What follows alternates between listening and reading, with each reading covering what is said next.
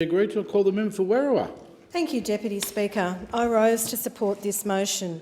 I would also like to acknowledge the member for Fenner for his extensive work in this area. His words today and those over the past years have reflected his commitment to accurate research, policy development and social justice for all Australians, in particular our First Australians. As has been pointed out, incarceration in Australia is one of our biggest social challenges. It has become such an issue. It is a costly exercise for governments, both in the direct cost of incarcerating Australians, but the indirect and associated social issues that arise. We often look at the United States and recognise it is the home of incarceration. For too long and still today, African Americans take up a disproportionate number of inmates across the United States. Here in our own country, First Australians outweigh that number. There is a higher rate of First Australians in our corrective systems than African Americans in the United States correction system. We must now look to the United States, of which some states have led the reform in this area, and use their examples to reduce the financial and social toll that this incarceration takes.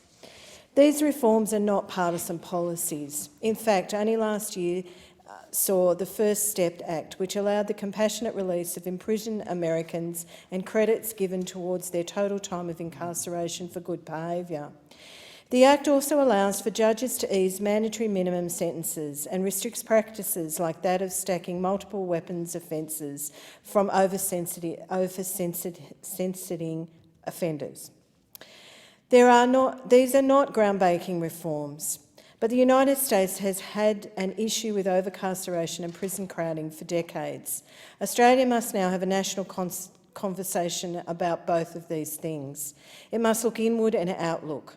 We must look inward to our key issue, that our First Australians are more likely than nearly any other demographic in the world to be incarcerated. We must look outward to programs that have been embraced, most notably the First Step Act in the United States. The rate of incarceration of First Australians is deplorable and unacceptable. Since 1990, the rate of incarceration for First Australians has more than doubled. 1 in 4 incarcerated adults in Australia are First Australians. This means that First Australians are more likely to be incarcerated than that of African Americans.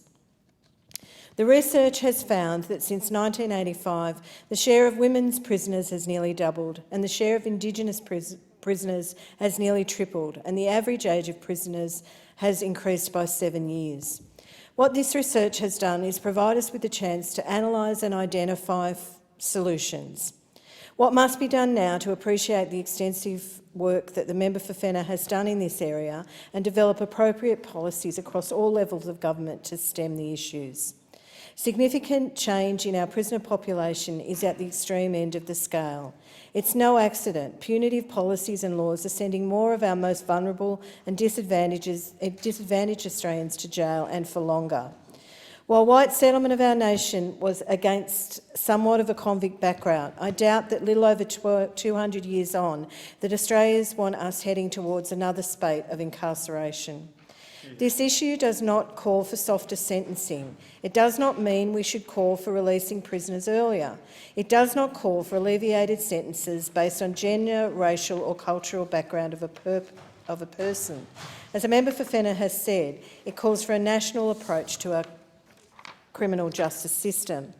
We need to face these issues head on. We need to work with our states and territories for logical and rational criminal justice policies that do not revert to the modus operandi of incarceration. We need to look at underlying social issues that cause our most vulnerable and disadvantaged Australians to be so unacceptably overrepresented in our jails. At the top level, we're talking about education, wider and easier access to mental health support, alternatives to incarcerations that do not involve the full-time jailing of offenders. Alternatives like justice reinvestment in New South Wales, which was discussed earlier by the honourable member, which localises early intervention, prevention and diversionary solutions that can help reduce crime, build local capacity and strengthen local communities.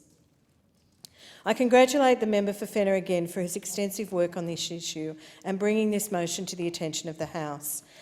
It has highlighted a problem in our society and in our policies that we do need, as proposed, a compliant and national approach to policy reform in this area. I thank the member